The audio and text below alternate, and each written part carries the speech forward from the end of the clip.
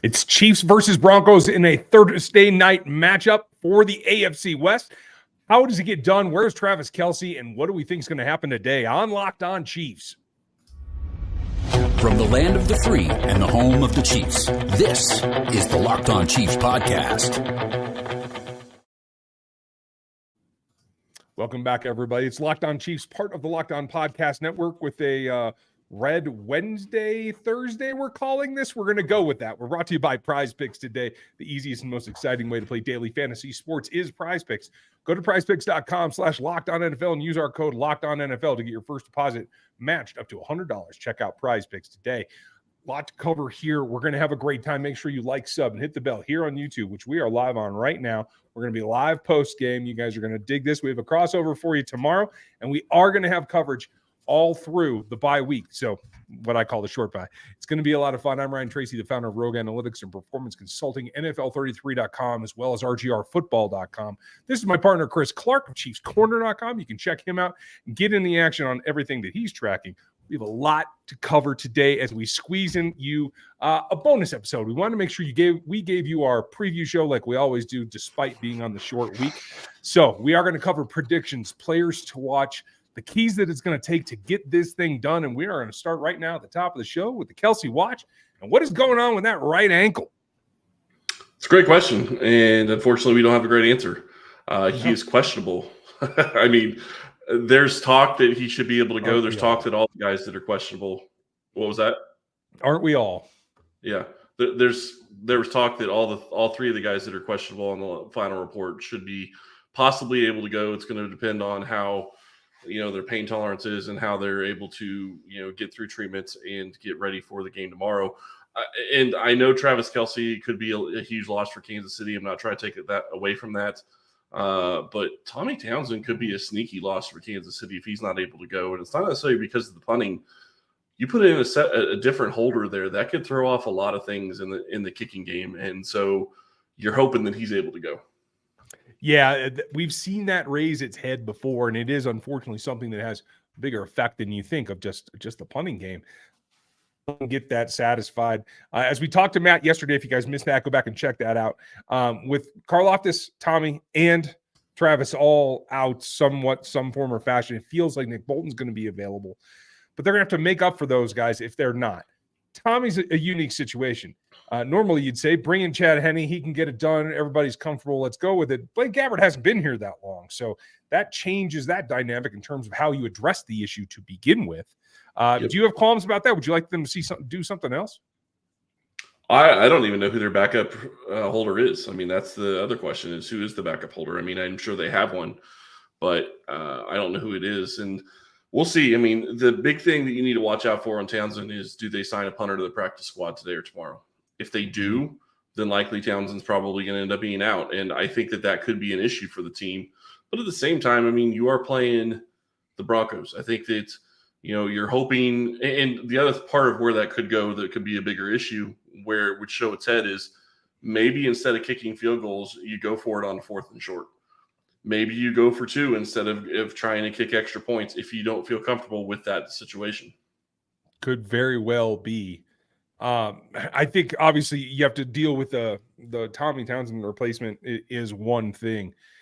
George Karlaftis, I think, is the bigger deal in that you need him to kind of anchor until Menahue gets back. You've really been relying on George. If he's uncomfortable, we saw his explosiveness drip off quite dramatically last week. Is FAU ready to do that? We know Maidana can fill in pretty admirably. That puts a little bit more stress on the defensive tackle situation because you're not rotating as many. Matt and I did touch on wanting to see Keandre Coburn more.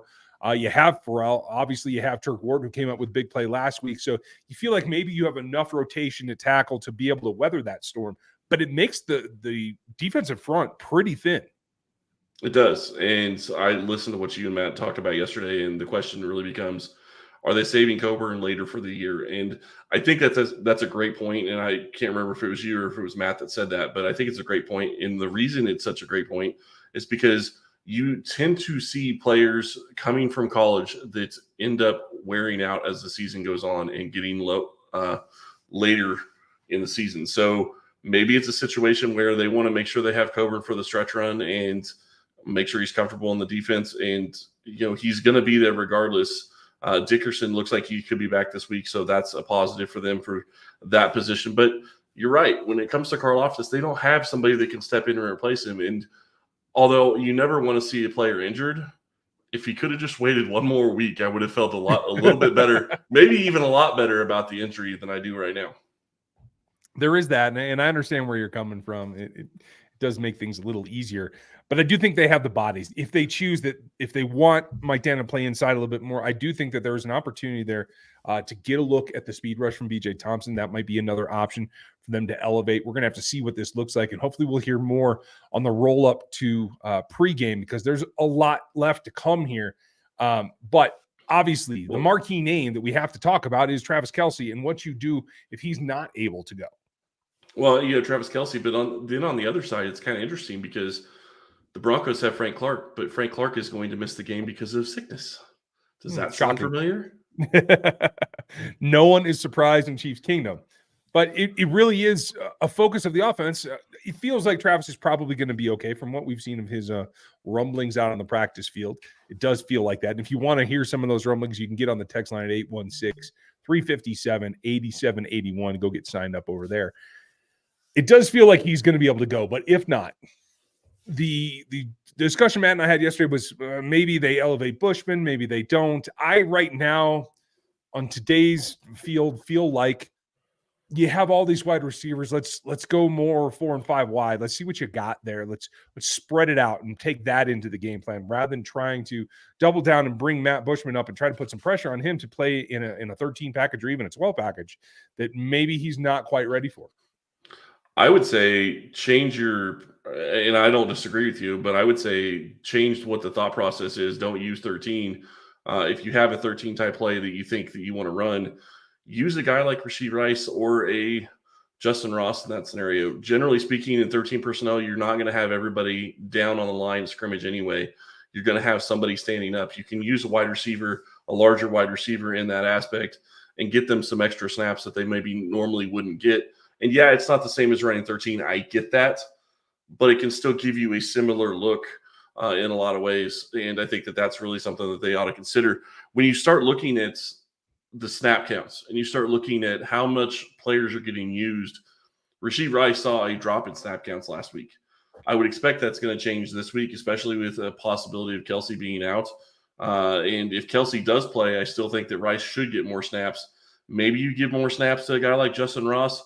And maybe the other thing that you could possibly do is if Kelce is going to play, limit him to 50% of the snaps or 60% of the snaps. Put him in there on things where you really feel like you need him on like third down. Don't necessarily use him the entire game like you normally would. I know he's not going to like it, but he's going to have a week and a half to get ready for the next game. And I think that could be a better use than just having him out there the entire game and risk it getting a worse injury. Yeah, and he'll have plenty of time to get there. Now, what are the keys to it, and what are some of the weaknesses? We're going to cover those before we get to our predictions coming up next. But you need to be prepared for this ball game, and we have something that can help you prepare as well. Because right now, we have a great product for you from our friends at Jase Case. Everyone should be empowered to care for themselves and their loved ones during anything unexpected, whether it's natural catastrophe, car accident, whatever it is. That's why Jase Case has put together from Jase Medical this case that provides you 5 life-saving antibiotics for emergency use and gives you peace of mind so that you're not just hoping to get treatment or get access to the medications you need in the case of an emergency, that you can actually have them. If something happens like Maui, you want to have something on hand, and it comes in this little vacuum case. It's all in there. You can keep that, and it gives you what you need in case of that emergency, and it's super simple. They handle everything from setting up an online evaluation from a licensed pharmacist, medication delivery, ongoing consultation plus care. It's all included, and you won't get caught unprepared. That was what they set out to do, and they have accomplished it with the Jase Case. Right now, you get a special deal by getting $20 off these life-saving antibiotics from Jase Case by using our code LOCKEDON. You just have to go to jasemedical.com. That's JASE medical.com and sign up using that code locked on. Check them out, the Jase Case. Now, there's a patient on the table here in the form of the Denver Broncos that could maybe use a little life-saving help. Not going to come from Chiefs Kingdom, I'll tell you that. When you take a look at where the Broncos are, they've played a tough game, okay, against the Jets that clearly the Chiefs probably wish they had beaten by more as well. You take a look at the point spreads. Overall, the point differential, the Chiefs are positive 48 in points they've scored versus given up in their ball games. The Broncos are negative 60. We're talking about over 100-point swing in differential from these two teams. And I just am unconvinced that there's going to be enough emphasis from the Broncos offense to counteract that. Am I crazy? Am I underestimating? Am I falling into a trap? I don't think you're falling into a trap, but I hate divisional games. And I hate divisional games because they always bring the best out in the divisional teams when they're playing Kansas City. It seems like every single year you get the best shots from Denver, you get the best shots from the Chargers, you get the best shots from the Raiders. It doesn't matter how they're playing the rest of the year, they play you tough. And while I agree with you, this game should not be close. This game should be something where Kansas City should win by 2 scores easily. Is that going to end up being the case on a Thursday night on a short week with maybe having Travis Kelce out of the game? I mean, that's a big question. The one thing that I will say is that you have a Denver defense who's at the bottom of the NFL. They may be the worst scoring defense in the NFL. And Kansas City Patrick Mahomes has never played against the worst scoring defense in the NFL. That's going to be intriguing to see. But it really comes down to me, is what is Andy Reid going to do? Is he going to be the guy, and you and I have talked about this a lot, is he going to be the guy that's going to put the foot on the pedal and hold it down until the middle of the fourth quarter where they're up 3 scores, and then maybe slow it down a little bit? Because if he takes it off in the second half, watch out. I'm not saying Russell Wilson will come back and they'll win, but they can let him back in the game. Yeah, that's for sure. You can't take them for granted. And one guy that I think most specifically has to stay on his P's and Q's is Steve Spagnuolo, because there's opportunity here. If you take a look at last week against those New York Jets, again, PFF grades, you guys know how we feel about them in terms of, it's not written in stone, but a guideline, right?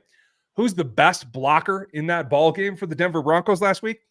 It's our old friend Mike Burton, who graded out the best of any Bronco.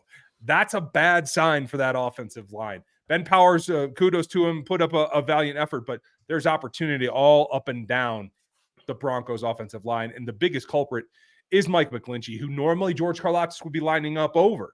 Gave up 2 sacks, 5 total pressures last week. He's a guy that's reeling since his free agent signing in Denver. And no matter what, whether it's George, whether it's Mike Dan, or whoever it has to be, I expect to see edge blitzes. I expect to see corner blitzes. I expect to see safety blitzes and linebacker blitzes right in that B gap, because I think it's susceptible, not just around the edge, but on the inside too. That is exactly where I would apply the pressure if I was Steve Spagnuolo. I get it.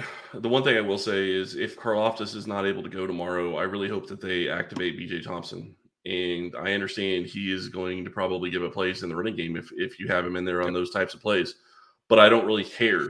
And I don't care because the reality, at least from my perspective, is if you can rush the passer and you can get after the passer, that's going to help you in this game. If he can at least contain when he's rushing, that's the most important thing. If you can keep Russell Wilson from breaking out of the pocket and getting outside, that's what you have to do. And as far as I'm concerned, put in BJ Thompson.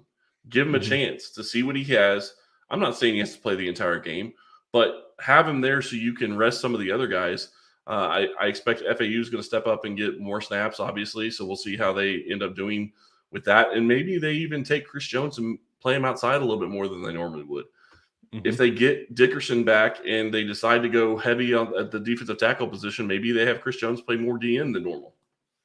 Could easily be. And I like that concept too, just to continually churn it, give them something that they haven't seen, less preparation time, the whole 9 yards. The other key for me is they have to maintain what they've done. Now, was it as much run last week as it was the week before? No.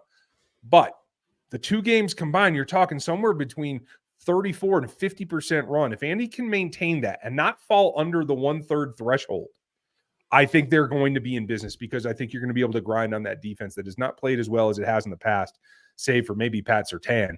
But I think you got to grind them. Yeah, and imagine that. You say run the ball more. I get it. It is what it is when it comes to the run. I think that Andy's probably not going to run it near as much as you would like, but they have been running the ball a lot more. And Denver is susceptible to the run. So maybe that helps play into it. But the one thing, like I said earlier, that I would make sure you do is go for the throw it early, try to get up 2 or 3 scores in the first half, and then continue that into the third quarter. And then maybe you start running the ball later in the game because you know you have the ability to run with this offensive line. They can open up holes for Pacheco. And it doesn't necessarily have to be planned runs. It could be situations where you're hitting flat, running backs in the flat, getting the ball in the flat, or running, throwing the ball out to Kadarius Toney or somebody on the outside. Those are just about as good as runs at times. Those types of things can really help this offense. Yeah, I agree. And look for him to kind of hit the right-hand side of the offense because that's where Denver's defense has struggled the most in recent games. He's on the left side of their defense. So who should we watch? What's going to happen? We're going to hit that coming up next. But I want to tell you about our friends over at PrizePicks. PrizePicks is phenomenal. You need to go check these guys out. PrizePicks is the largest independently owned daily fantasy sports platform in North America. It is all about playing daily fantasy sports. It is the most fun I've had, winning up to 25 times my money this football season. You select 2 or more players, pick more or less on their projected stats, and place your entry. Quick withdrawals, easy gameplay, and enormous selection of players, stat types, are what makes PrizePicks the #1 daily fantasy sports app. This week on PrizePicks, I'm selecting Saquon Barkley for more than 60 yards or Mahomes for more than 2 touchdown passes. I think you got to feel pretty good about that one for Mahomes this week. With PrizePicks reboot policy, your entries stay in play even if one of your players gets injured. For NFL games and college football top 25 matchups, if you have a player who exits the game in the first half and does not return in the second, that player is rebooted. PrizePicks is the only daily fantasy sports platform with an insurance policy. So go check out PrizePicks. Go to PrizePicks.com right now /LockedOnNFL and use code LockedOnNFL for a first deposit match up to $100. That's PrizePicks.com /LockedOnNFL using code LockedOnNFL for a first deposit match up to $100. Daily fantasy sports made easy. I like easy fantasy sports. I like easy matchups even more. When it comes to the Denver Broncos, I think there are a few players that stand out having one of those matchups that I really like. Now, I usually start this off, but I have a feeling I might step on your toes. So why don't you go first? Matchups I'm looking for, honestly, it would have been Karlaftis versus Garrett Bowles or their other tackle. I mean, that's the direction I was going to be headed. But with Karlaftis injured, at this point, it's going to be looking at the interior of the defensive line versus the interior of the offensive line of the Broncos. I mean, if Chris Jones and, maybe Mike Dana on NASCAR packages and, maybe, if Karlaftis is out, that's going to change how they rush the passer. Getting into those A and B gaps and really getting after Russell Wilson on the inside, as long as the ends are keeping things contained, I think that they're going to have a lot of success against this Denver Broncos unit. They've given up a lot of sacks. That's true. I think it's going to play a large factor in the ball game. But for me, the #1 matchup here this week is very, very simply Trent McDuffie versus Jerry Jeudy. Over and over and over. Jeudy had top target share last week at 8. Was going to line up out of the slot right where they want McDuffie. It's going to go well. I don't think you're as worried about Cortland Sutton coming back from another injury. Just doesn't look to have what he used to have. Marvin Mims is probably the asterisk guy, the wild card. I think he was only targeted once last. He's a guy that makes some big spark plays. So that's going to fall to everybody to keep an eye on. And we've heard them talk about just swarm the defense, right? McDuffie's been preaching that pretty consistently all season long. They're going to have to do that against the Broncos. Yeah, they're going to. And I'm curious to see how they do that. And I'm curious to see how Jeudy and Cortland Sutton play, especially considering people are talking about them possibly being traded out of Denver. If they want to be traded and they want to be traded to a team that they would like, then I think that this is a possible big game for them to try to do something that would show that other teams should try to trade for them. We'll see. When it comes to, the rest of the matchups for me, I mean, the Chiefs wide receivers against this Denver Broncos secondary is going to be questionable. They have a great corner, obviously, in Pat Surtain Jr. Is that going to be something that's going to stop Kansas City's passing game? I don't think so, but it's the other guys that you have to wonder about. can Kansas City's wide receivers open this game up? Denver has struggled on defense the entire year. They should be able to take advantage of it. Yeah, and I think whether Travis is here or whether he's got substitutions, the linebacker level for the Denver Broncos is something that you can attack in the pass. Kudos to Singleton. He's been playing pretty decently, but Jose Jewell has not been keeping up to his usual standard. Cooper's been getting some snaps, not playing as well versus the pass. I think there's opportunity there. And I want the defense to guard for just one other thing, and that is this McLaughlin kid. Maybe I'm not saying it right now. There's a lot of talk about that, right? The speed back type, not something that we've had to worry about in Denver for quite a while, but something that every now and then bites the Chiefs defense. So this is maybe the most athletic Chiefs defensive unit that we've seen in quite a while. They have to use all of that. I'm looking at Willie Gay. I'm looking at Drew Tranquil to make sure that they keep an eye on this McLaughlin kid, especially when it's, long distance, second or third down, doesn't really matter to me. When they have to convert, I'm going to be looking for that kid.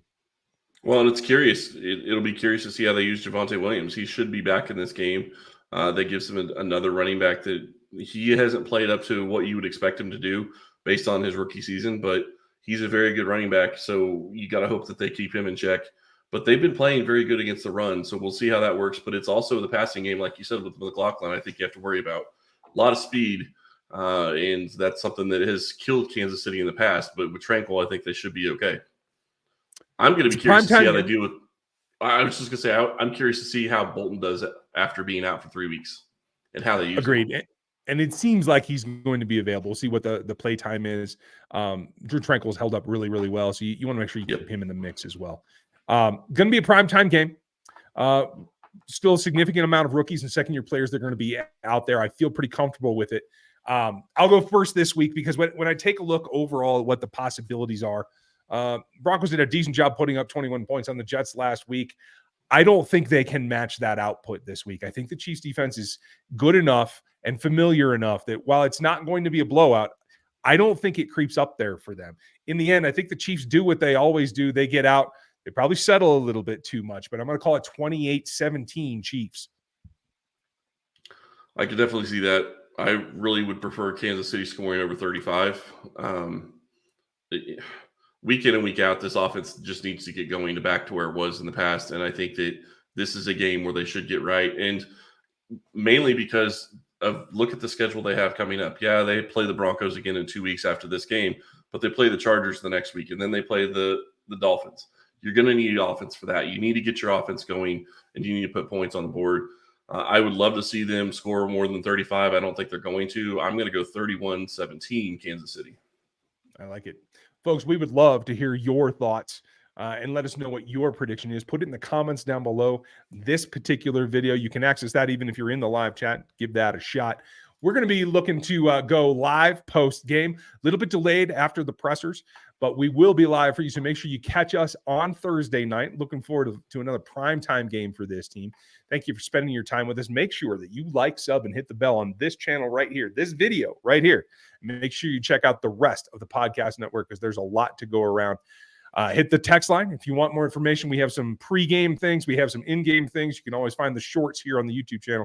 That number is 816-357-8781. We're going to have a good time. It's Thursday night football coming at you. Thanks for spending your time with us today, and we'll catch you tomorrow.